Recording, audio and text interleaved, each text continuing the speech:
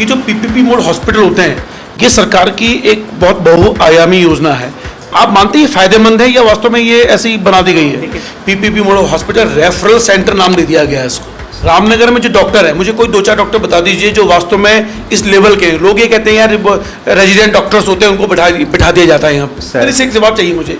रामनगर के हॉस्पिटल को अगर आप तुलनात्मक रूप से नाम देंगे, जैसे मैक्स हॉस्पिटल को, कि हम लोग सोचते हैं कि सरकारी अस्पताल को बना दिया पीपीपी तो ये मैक्स की सुविधाएं यहाँ मिल जाएं, तो इसको आप मल्टी स्पेशल हॉस्पिटल बोलेंगे या एवरेज हॉस्पिटल बोलेंगे? या सर अगर मान लीजिए कि कोई गंभीर रूप से एक्सीडेंट हो गया है यहाँ रामनगर में, हड्डी टूट गई, बोला कूल्हे की हड्डी टूट गई, उसका इलाज हो जाएगा यहाँ? परसों जो केस आपने तो रेफर कर दिया था, एक केस वो क्या था सर? आप इस बात की गारंटी दे रहे हैं कि रामनगर जो हॉस्पिटल है वो सर्वगुण संपन्न, यानी सारी सुविधाओं से लैस होगा, सारे चाहे जनरल फिजिशियन हो, ऑर्थोपेडिक्स हो, पीडियाट्रिक्स हो, गायना हो, इस तरह की जो जनरल मूलभूत जो डॉक्टर होते हैं वो मिलेंगे यहाँ पे। अपेंडिक्स का ऑपरेशन भी हो जाता है, पथरी का भी ऑपरेशन हो जाता है, पथरी जैसे गॉल ब्लैडर में है, किडनी में, उसका भी ऑपरेशन हो जाता है। आपका स्टाफ बड़ा बदतमीज, ऐसा लोग बताते हैं। तो ये चंद सवाल सुने आपने जो मैंने पूछे हैं डॉक्टर प्रतीक सिंह जी से। ये डॉक्टर प्रतीक सिंह जी हैं कौन? दरअसल रामनगर की पीपीपी मोड हॉस्पिटल के मैनेजर हैं। और मैं बता दूं कि उत्तराखंड सरकार ने 3 जिलों में 3 हॉस्पिटल ऐसे हैं जिनको पीपीपी मोड में दिया गया है। जैसे अल्मोड़ा जिले में भिकियासेन है, पौड़ी जिले में बिरोखाल है, और नैनीताल जिले में रामनगर का ये पीपीपी मोड हॉस्पिटल। इन तीनों हॉस्पिटल को मैनेज कर रहे हैं डॉक्टर प्रतीक सिंह जी, और रामनगर के जो मैनेजर हैं वो भी डॉक्टर प्रतीक सिंह जी हैं। तो मैंने वो चंद सवाल पूछे हैं जो आपके मन में सवाल थे। अब इस सवालों के जवाब से आप संतुष्ट हैं या नहीं, ये तो आप इस वीडियो को देख के आपको पता चल पाएगा। पर मैंने वो हर सवाल लेने की कोशिश की है जो आपके मन में रहे होंगे। दरअसल कुछ दिनों पहले जब मैंने पहली सीरीज तैयार की थी तब मैंने उनका इंटरव्यू लिया था। आज उसको बड़े दिनों बाद मैं डाल रहा हूँ, और डिस्क्रिप्शन बॉक्स में वो सारे वीडियोस के लिंक है जो हॉस्पिटल की मैं सीरीज बना रहा हूँ, तो आप देख सकते हैं। मैंने यहाँ के हॉस्पिटल के मरीजों से बात की है, यहाँ के वो आंकड़े देखे हैं, नर्स से बात की है, यहाँ की गायना से मैंने बात की है, यहाँ के नेत्र रोग विशेषज्ञ से मैंने बात की है, यानी हर लोगों से मैं बात करने की कोशिश कर रहा हूँ। और इस इंटरव्यू के बाद मैं यहाँ रामनगर के वो जनप्रतिनिधि जो इस हॉस्पिटल का कड़ा विरोध करते हैं उनसे भी मिलूंगा, बात करूंगा, और मिलजुल के इस हॉस्पिटल को हम सुधारेंगे। और ऑलरेडी यह हॉस्पिटल सरकारी और प्राइवेट में क्या अंतर है, इस पर भी हम चर्चा करेंगे, बात करेंगे। फिलहाल आगे बढ़ने से पहले एक विनम्र निवेदन है आपसे कि इस वीडियो को शेयर लाइक जरूर करें, क्योंकि आप डॉक्टर प्रतीक सिंह जी को सुन पा रहे हैं जो इस हॉस्पिटल को मैनेज कर रहे हैं, यानी वो मैनेजर हैं। तो यानी कि एक बहुत महत्वपूर्ण इंटरव्यू है जिसको आप सुनेंगे और अंत तक सुनना चाहिए आपको। और इस चैनल को सब्सक्राइब कीजिए जो आपका अपना चैनल है रवि के बिंदास बोल, ताकि इस तरह की जनपक्ष की खबरें आप तक पहुंचती रहें। फिलहाल सुनिए आप डॉक्टर प्रतीक सिंह जी को। सर सबसे पहले मैं आपका परिचय चाहता हूं। पीपीपी मोड जो हॉस्पिटल है उसको किस पोजीशन में आप हैं, क्या मानेंगे हम? सर पीपीपी मोड के अंदर 3 हॉस्पिटल हमारे आ रहे हैं। शुभम सर्वम मेडिकल प्रोजेक्ट लिमिटेड हमारी कंपनी है और इसके डायरेक्टर डॉक्टर दीपक गोयल हैं, और मैं तीनों रामनगर, भिकियासेन और बिरोनखाल, भिकियासेन और बिरोनखाल सीएससी हॉस्पिटल हैं और रामनगर सब डिस्ट्रिक्ट हॉस्पिटल है। मैं तीनों प्रोजेक्ट का डायरेक्टर प्रबंधक हूँ और डॉक्टर दीपक गोयल इसके डायरेक्टर हैं। इस सीएससी हॉस्पिटल का क्या मीनिंग हुआ? सीएससी कम्युनिटी हेल्थ केयर जी, ये 30 बेड के हॉस्पिटल होते हैं, ठीक है, जो हमारे पास पहाड़ों पे हैं, अति दुर्गम इलाकों में जो हम वहाँ पे काम कर रहे हैं। वो 30 बेड के हॉस्पिटल हैं। एक सीएससी भिकियासेन हो गया आपका जो डिस्ट्रिक्ट अल्मोड़ा में आता है, एक सीएससी बिरोखाल हो गया जो डिस्ट्रिक्ट पौड़ी गढ़वाल में। सर आप क्योंकि आप प्रबंधक में इस उसमें भी हैं, डॉक्टर भी हैं आप, ये जो पीपीपी मोड हॉस्पिटल होते हैं ये सरकार की एक बहुत बहुआयामी योजना है। आप मानते हैं ये फायदेमंद है या वास्तव में ये ऐसे ही बना दी गई है? देखिए सर, मेरा मानना यह है कि पीपीपी मोड गवर्नमेंट पब्लिक के बीच का एक जरिया है। हमारा ये मानना है कि हमें अपनी तरफ से पेशेंट को जो बाहर के पूरी फैसिलिटी दी जाए, और मेरा मानना ये है कि ये बहुत अच्छा है। और इसके लिए मैं खुद नहीं बोलूँगा, ये हमारे आंकड़े बोलेंगे। मैं कुछ देर में आपको अपने आंकड़े भी दिखा दूंगा कि हमारे पास कितने पेशेंट आते हैं, कितने की डिलीवरी हुई है, कितने के सी सेक्शन हुए हैं, कितने की सर्जरी हुई है। और मैं आपको ये भी दिखा सकता हूँ कि पूरे मंथ में या पूरे ईयर में हमारे पास कितनी ओपीडी हो रखी हैं। तो इससे आप आंकड़े पुराने और अब में आप लगा सकते हैं। अच्छा सर, मुझे अब ये जानना है कि जिस तरह से आपके हॉस्पिटल के बारे में जो एक प्रकार से नेगेटिविटी बना दी गई है, लोग सोचते हैं भाई यहाँ आएंगे तो मरीज तो रेफरल चला जाएगा, यानी एक प्रकार से PPP mode hospital referral centre नाम दे दिया गया है इसको। देखिए सर, मैं इस बारे में कुछ बोलूँ इससे बेटर है कि आप स्वतंत्र पत्रकार हैं, आप स्वतंत्र अपनी चैनल चला रहे हैं। आप बाहर जो भी हमारे पेशेंट होंगे आप उनसे पूछिए, आप मिलिए, आप जानकारी लीजिए। अच्छा सर, अगर मेरे लिए निगेटिव है इतनी चीज़ें, तो हम इतनी ओपीडी कर कैसे रहे, इतनी ओपीडी कैसे हो रही हैं? अच्छा इतनी है तो हमारी इतनी सर्जरियां कैसे हो रही हैं? आप कंपेयर करके देख सकते हैं।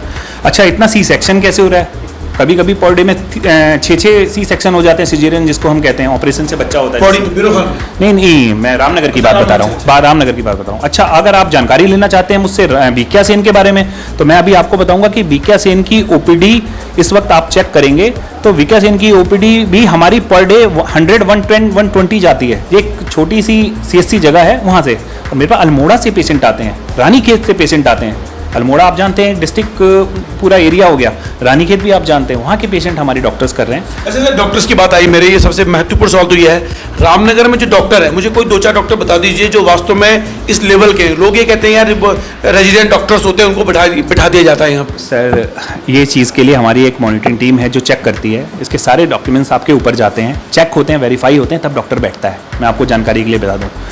और हमारे पास रेडियोलॉजिस्ट से लेके जनरल सर्जन हो गया, ऑर्थोपेडिक हो गया, गायनी के हो गए, बच्चों के जो स्पेशलिस्ट होते हैं वो हो गए, हमारे पास सारे स्पेशलिस्ट हैं, आँखों का हो गया। आप ये मान के चलिए कि मेरे पास ऐसा कोई ऐसा नहीं है जो डॉक्टर्स स्पेशलिस्ट में नहीं है। लेकिन अब कई केसेस आते हैं सुपर स्पेशलिस्ट के होते हैं, जैसे मान लीजिए MD मेडिसिन है तो उसके ऊपर DM हो गया। वो केसेस में कुछ केसेस जो रेफर होते हैं उसी को मेरे को लगता है कि थोड़ा हाईलाइट कर दिया जाता है। दूसरा ये है कि एक धारणा हो गई है लगभग 100% पेशेंट में अगर 80% ठीक हो रहा है या 10-20 में अगर कुछ प्रॉब्लम आ रही है तो उसको हम देख रहे हैं कि वो कहाँ प्रॉब्लम आ रही है। मैं उसको करने की पूरी कोशिश कर रहा हूँ। ईमानदारी से एक जवाब चाहिए मुझे, रामनगर के हॉस्पिटल को अगर आप तुलनात्मक रूप से नाम देंगे, जैसे मैक्स हॉस्पिटल को, कि हम लोग सोचते हैं कि सरकारी अस्पताल को बना दिया PP, तो ये मैक्स की सुविधाएं यहाँ मिल जाएं, तो इसको आप मल्टी स्पेशल हॉस्पिटल बोलेंगे या एवरेज हॉस्पिटल बोलेंगे, या क्या इसको अपनी ओर से ईमानदारी से जवाब चाहिए सर? सर मैं आपको बिल्कुल ईमानदारी से जवाब दूंगा, क्योंकि मेरा इसमें कुछ ऐसा नहीं है कि मैं बिना आंकड़ों के आपसे बात करूं। सीरियसली बताऊंगा, आप कोई भी जगह मेरे सर्जरी कंपेयर करेंगे किसी प्राइवेट हॉस्पिटल से, तो आप चेक कर सकते हैं कि मेरी सर्जरियाँ उनसे कितनी ज़्यादा हैं, क्योंकि यहाँ पेशेंट से 1 भी रुपये नहीं लिया जा सकता। मैं आपको कई पेशेंट से मिलवाऊंगा भी, अभी मैं जाऊंगा, आप चाहें खुद जाके जाए, मैं नहीं जाऊंगा आपके साथ, आप वहाँ जाके देखिए कि उन पेशेंट को फ़ायदा हो रहा है या नहीं हो रहा। और आपको कंपेयर करना मेरे को नहीं है, ये कंपेयर आपको करना है। मैं तो ये जानता हूँ कि इस वक्त मेरा बेस्ट अपनी तरफ से दे रहा हूँ और मैं और कोशिश कर रहा हूँ कि इसको मैं और अच्छा कर सकूँ। सर अंतिम सवाल, इस हॉस्पिटल में जो भी PP मोड में है, आपको क्या लगता है कि इनको व्यवस्थाओं को उच्च और सुधार करने के लिए और क्या क्या सुधार की आवश्यकता है, ताकि जितनी भी चीज़ें आ रही हैं, रेफरल वाली चीज़ें आ रही हैं, गर्भवती महिलाओं को साथ ये कि यहाँ रेफर कर दिया जा रहा है, ये जो चीज़ें हो रही हैं, और जैसे कोई एक्सीडेंटल केस यहाँ आ गया अचानक से, उसकी एकदम से कार्रवाई नहीं होती, उसको भी रेफर कर दिया जाता है, तो उसके सुधार के लिए क्या लगता है? सर देखिए, सुधार तो हर इंसानी जीवन का एक पार्ट है, सुधार करना, उसके लिए तो हर इंसान को समय लगता है तो सुधारता है। लेकिन मैं आपको जानकारी के लिए बता दूं कि जो केसेस हमारे पास आ रहे हैं, इसलिए मैं 3-4 दिन के और मैं आपको बताना चाहूँगा कि पेशेंट हमारे डॉक्टर्स पे भी हावी हो जाते हैं, क्योंकि हमारे पास साउथ के डॉक्टर हैं, हमारे पास अदर स्टेट से डॉक्टर आए हुए हैं। अगर वो बाहर के डॉक्टर को लगता है कि हम सेफ़ नहीं हैं तो वो थोड़ा सा घबराते हैं चीज़ों पे। लेकिन मैंने उनसे डिस्कस किया है, मीटिंग किया हुआ है, और जो आप रेफर की बात बता रहे हैं, कोई ना कोई रीज़न है, लेकिन मैं उस रीज़न को नहीं बोलूँगा कि वो गलत रीज़न है। मैं कोशिश करूँगा कि अब ज़्यादा से ज़्यादा मैक्सिमम पेशेंट यहाँ पे क्लियर कर दिए जाएँ, और मैं चाहूँगा कि आप ओपिनियन लें उन पेशेंट का। सर अगर मान लीजिए कि कोई गंभीर रूप से एक्सीडेंट हो गया है यहाँ रामनगर में, हड्डी टूट गई, पूरा कूल्हे की हड्डी टूट गई, उसका इलाज हो जाएगा यहाँ? सर मैं आपको इस चीज़ की खुद गारंटी देता हूँ कि अगर कोई क्रिटिकल केस आता है, रात को स्पेशलिस्ट डॉक्टर देखने आता है, चेक करता है, ज़रूरत पड़े तो हम रात को पूरी ट्रीटमेंट देते हैं।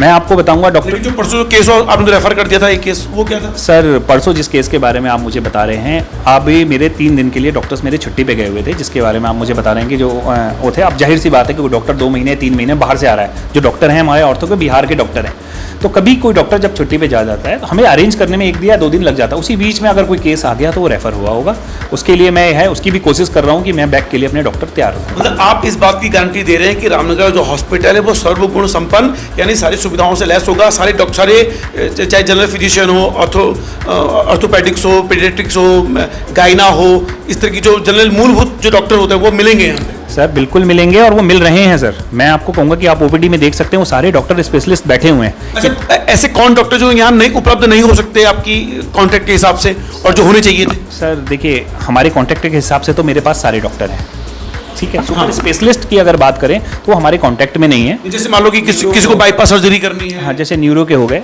और उसमें भी मैं आपको बताऊंगा कि जहाँ सुपर स्पेशलिस्ट की ज़रूरत होती है वहाँ पे अगर कोई क्रिटिकल केस आते हैं, उसमें हमारे डॉक्टर दीपक गोयल हैं, माने जाने जनरल सर्जन है, उस चीज़ को देखते हैं, आते हैं, करते हैं। मैं आपको बताऊं वो एक दिन में 8-8 केस आके करके जाते हैं। एक हमारा सर्जन जो ओपीडी भी देख रहे हैं, लेकिन उसके बाद वो खुद भी आके अलग से केसेस कर रहे हैं, तो मैं उनके भी आपको जानकारी अगर यहाँ पे अपेंडिक्स का ऑपरेशन भी हो जाता है, पथरी का भी ऑपरेशन हो जाता है, पथरी जैसे गॉल ब्लैडर में है, किडनी में, उसका भी ऑपरेशन हो जाता है सर, बिल्कुल ये सारे ऑपरेशन यहाँ पे होते हैं। देखिए सारी सर्जरियां रामनगर के हॉस्पिटल में हो रही हैं, उनके आंकड़े भी मैं आपको दिखाऊंगा। तो ऐसी स्थिति में अब आप तय करें कि रामनगर का यह हॉस्पिटल वास्तव में किस लेवल का है और किस स्तर का है, ये आप तय करेंगे, इस पर मैं कोई राय नहीं बनाऊंगा। तो रामनगर के इस हॉस्पिटल जो नेगेटिव बातें की जा रही हैं, क्या वास्तव में रामनगर का यह इस स्तर का है, ये आप तय करें। फिलहाल मैं जाते जाते 2 शब्द बोलूँगा। मैं यहाँ के पब्लिक से या यहाँ के जो बाहर के पॉलिटिशियन हैं उनसे मैं इतना चाहता हूँ कि मैं अपनी तरफ से 100% दे रहा हूँ, तो कुछ हमारी तरफ से भी हूँ कि जैसे आपको पता है कि कभी कभी ऐसे भी पेशेंट आ जाते हैं रात को, जो वीडियोस भी लीक हुई हैं, जो डॉक्टर्स को मारने पड़ जाते हैं। मैं आपको बताऊँ वो डॉक्टर वो हैं, जब कोविड टाइम में सब सारी दुनिया मर रही थी, वो अपनी जान पे खेल के आप लोगों को बचा रहे थे। ये डॉक्टर, बिल्कुल भी कोई डॉक्टर नहीं चाहेगा कि अपने लाइफ में ऐसा कुछ हो कि वो अपने पेशेंट को मार दे। मैं बस इतना जानता हूँ कि आप में और डॉक्टर के बीच में हमें एक समन्वय बैठाना है, और वो हो सकता है कि थोड़ा सा बातों से हो जाए। तो मैं जानता हूँ कि कभी कभी पेशेंट दर्द में होता है, कभी उस चीज़ को हम समझना चाहिए, हम भी वो कोशिश कर रहे हैं, लेकिन मैं चाहूँगा आप भी समझें। और मैं इस चीज़ के वादा करता हूँ आपको कि इसको और अच्छे से अच्छा बनाने की कोशिश करेंगे। बजाय इसके कि मैं कुछ बोलूं, मैं आपको आंकड़े जरूर इसके बारे में बताऊंगा कि हमने कितने अच्छे अभी किए हैं अभी तक। बहुत धन्यवाद सर बात करने के लिए आपके। तो ये हमारे सामने डॉक्टर प्रतीक सिंह जो बात कर रहे थे। फिलहाल बात करते करते एक सवाल दिमाग में आया है, आपका स्टाफ बड़ा बदतमीज ऐसा लोग बताते हैं, तो सर ये वास्तव में ये चीज़ें बताइए फिर मैं खत्म करूं। सर मैंने वही बताया कि स्टाफ बदतमीज़ नहीं है सर। अगर एक आध दुक्का होगा तो मैं उस पर करूँगा, कार्यवाही करूँगा। इसमें ऐसा होता है कि जब सामने से कोई मारने या कुछ करने पड़ जाता है तो उसका हो सकता है कि कुछ स्टाफ अपनी तरफ से रिएक्ट करने लग जाता हो, और वो एक तरफा वीडियो हो जाती हैं। बहुत जगह मैंने आपको भी शायद दिखाई भी हैं कि डॉक्टर की तरफ से भी दिखाएं कि वहाँ पे लोग उनको कह रहे हैं तुम्हारी औकात क्या है। ऐसे शब्द अच्छे नहीं लगते। उससे होता है कभी कभी आदमी अपना चीज़ों को खो देता है, अफवाहों को खो देता है। तो बस मैं ये चाहूँगा कि ऐसा नहीं है कि हमारे स्टाफ बदतमीज़ है, बस ये है कि आप में और हमारे बीच में जो गड्ढा है उसको भरना है, बस इतना चाहूँगा। बाकी मैं आपके लिए कोशिश कर रहा हूँ और करता रहूँगा। और डॉक्टर दीपक गोयल का एक ही है कि आप लोगों को जितनी अच्छी सुविधाएं दी जा सकें उतनी दी जाएं अपनी तरफ से। धन्यवाद सर बात करने के लिए। फिलहाल रामनगर के हॉस्पिटल पे सीरीज देख पा रहे हैं, 2 पार्ट में सीरीज आएगी आपके पास। एक पार्ट में इंटरव्यूज और दूसरे पार्ट में हमारे मरीजों के इंटरव्यू। फिलहाल रवि के बिंदास बोल में इतना ही। तो सुना आपने डॉक्टर प्रतीक सिंह जी को। आप मैंने जो सवाल पूछे उनके जवाब उन्होंने दिए हैं, आप मुझे संतुष्ट हैं या नहीं, डिस्क बॉक्स में मुझे आपकी टिप्पणी चाहिए। पर मैं चाहता हूं कि रामनगर के इस हॉस्पिटल पे जितनी भी भ्रांतियां फैली हुई हैं वो दूर हों, और जो कमियां हैं वो भी दूर हों। तो रामनगर के इस हॉस्पिटल को, जो कि हमारे दूर दराज के इलाकों का भी एक शरणस्थली है, उनका भी सही ढंग से इलाज हो। हम अपने जो डॉक्टर इस हॉस्पिटल के जो मैनेजर हैं समय समय पर उनसे सवाल करते रहेंगे, क्योंकि हमारा फ़र्ज़ है कि इस हॉस्पिटल की व्यवस्थाएं सुधरें। हमारे उत्तराखंड की दूर दराज की जो महिलाएं, गर्भवती महिलाएं आ रही हैं, उनको प्रॉपर इलाज मिले, उनको रेफ़र ना होना पड़े। अचानक से एक्सीडेंट होते हैं, उनका यहाँ इलाज कैसे होगा, पथरी के ऑपरेशन कैसे होंगे, क्या होंगे, इस पर लंबी चर्चा करते रहेंगे। फिलहाल इस हॉस्पिटल में बहुत कुछ सही हो रहा है, जिसके बारे में आपको भ्रांतियाँ फैलाई गई थी कि बहुत गलत हो रहा है। फिलहाल रवि के बिंदास बोल में यहाँ तक आए तो चैनल को सब्सक्राइब करना ना भूलें। जय उत्तराखंड।